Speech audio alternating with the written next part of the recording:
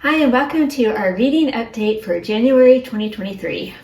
We're taking a look at everything that we have read so far in the new year, so let's get started. Okay, so we're going to start off by revisiting this book, The Essences, which some of you might recognize. This was Kate's book from our last reading challenge, and it was Interesting. This book defies description in a whole lot of ways. Yeah, so I felt bad that she didn't like it. So I told her that I would read it, which I have. And yes, I agree totally with her assessment that it is interesting and unusual and almost defies description. Not in a good way, not in necessarily a good way. So this book tells the story of the fall of Lucifer from heaven, the great rebellion, and the creation of the world. So that could be a really interesting story. And the author does have some really intriguing storylines, but the execution is just difficult or strange. It's not there. And then he also makes some really interesting choices in here as well, like the Archangel Michael. He talks in ye old King James English the whole book, which is very distracting, if I'm being honest. Yes, and he is the only archangel that speaks that way, so I don't know how that came about. So I feel really bad, sorry Kate, that this one didn't work for us.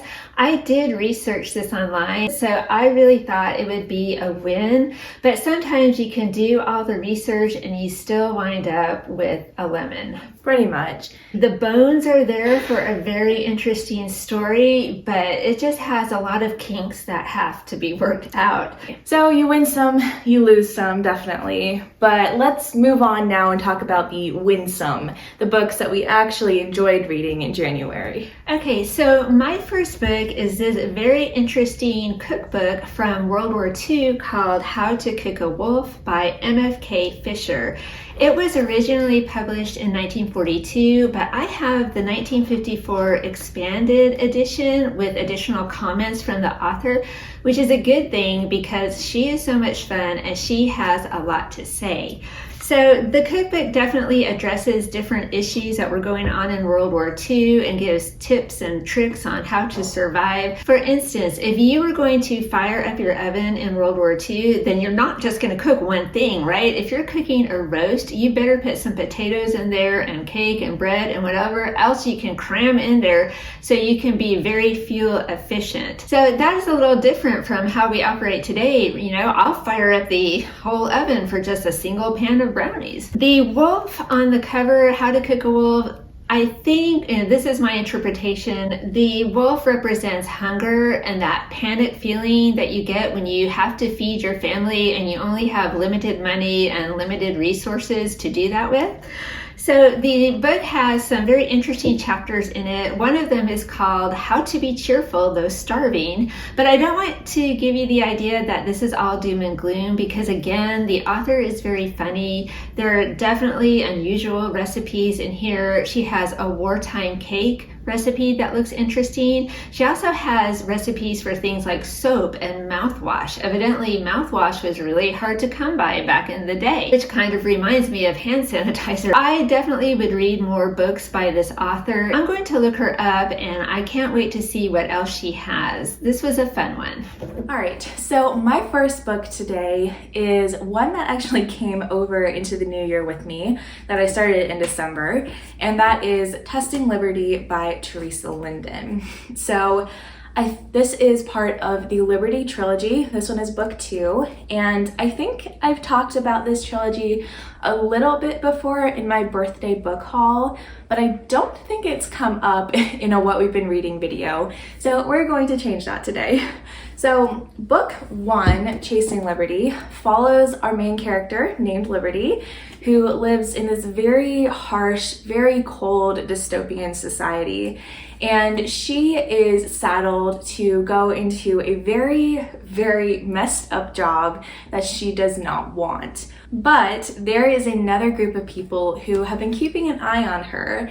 And so you watch as things start to unfold and Liberty's life starts to go into very crazy directions that she possibly could never have imagined.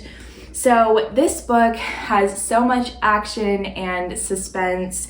The descriptors like phenomenal, fast-paced and gripping, and an action-packed thrill ride, I would definitely agree with. There's a lot going on here. There is faith, there's multiple POVs, there's just so much good stuff in these books. I read this one very, very fast. Like, this is a tall paperback, right? And we're not talking about large print either, which usually takes me a long time to get through, but not with this book. I couldn't put it down.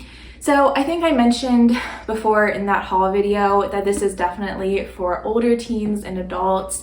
There are quite a few mature themes and topics that come up, and then even the characters themselves are like in their early 20s.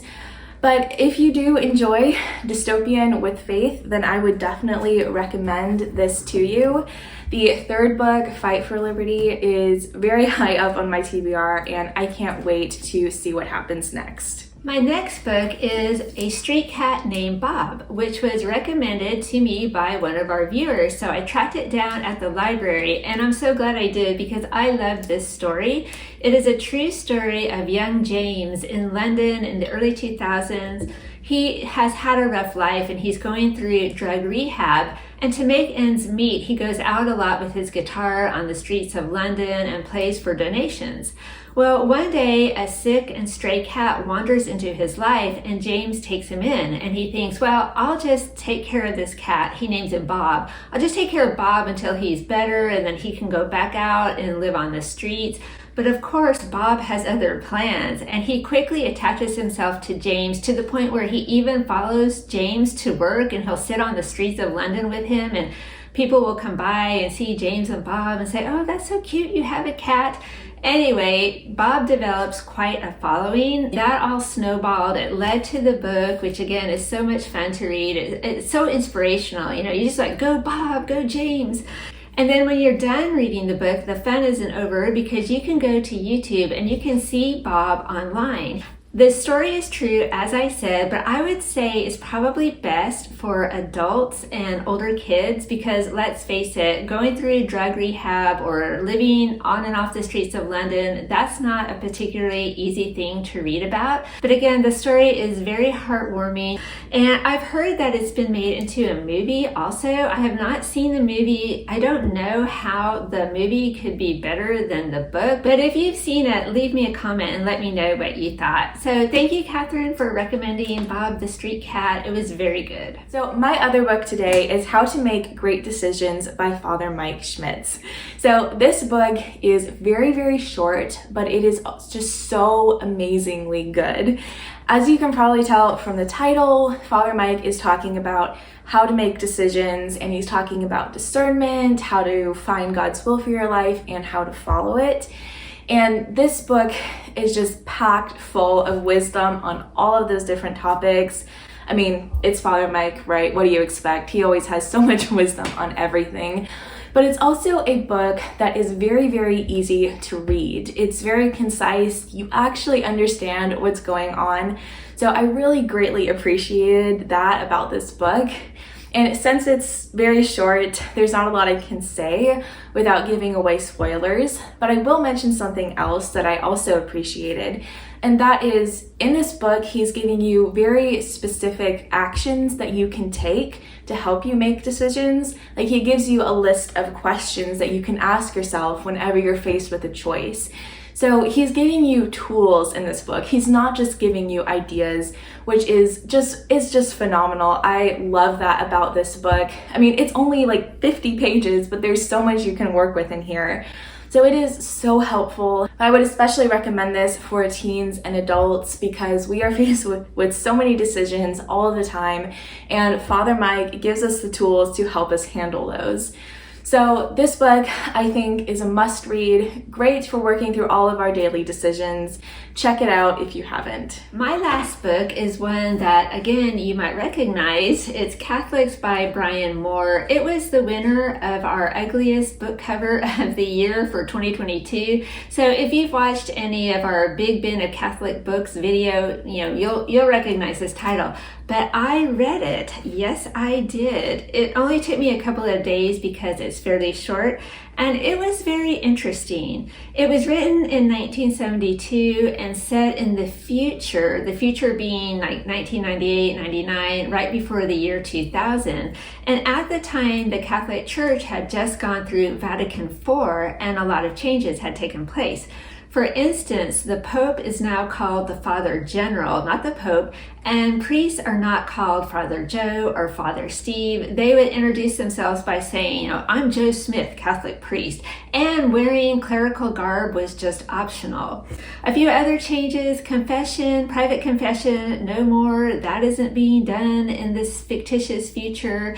Places like Lourdes have been shut down. The church doesn't believe that miracles happen there anymore. So it's very kind of crazy and strange, and it's a brave new world, except for in Scotland on the Isle of Muck, where there is one abbot, the Abbot of Muck, and his monks who are keeping the old traditions alive. They still have private confessions, they still have the Latin Mass, and people from all over the world come flocking to them because they're hungry for the sacraments and for the tradition of the Catholic Church. But the Vatican is not happy, and so they send James Kinsella, Catholic priest, out to talk to the abbot and to shut down the operations. So that's all I'll say. I've probably given too many spoilers already. The end of this book was very interesting, and I'm not really sure I understood what was happening. So if you have read this book or you read this book, leave me a comment down below. I would love to know what you thought of the ending. Anyway, it was fun. It was a fun read. It was a quick read. I'm glad I read it. I just had to ignore the ugly cover. All right, so that was all the books that we read in January. Well, not all of them. We read more. Not all. The ones we wanted to talk about. Yes, the good and the bad. An interesting mix this time. So let us know down in the comments if you've read any of these books. We would love to hear your opinions about them.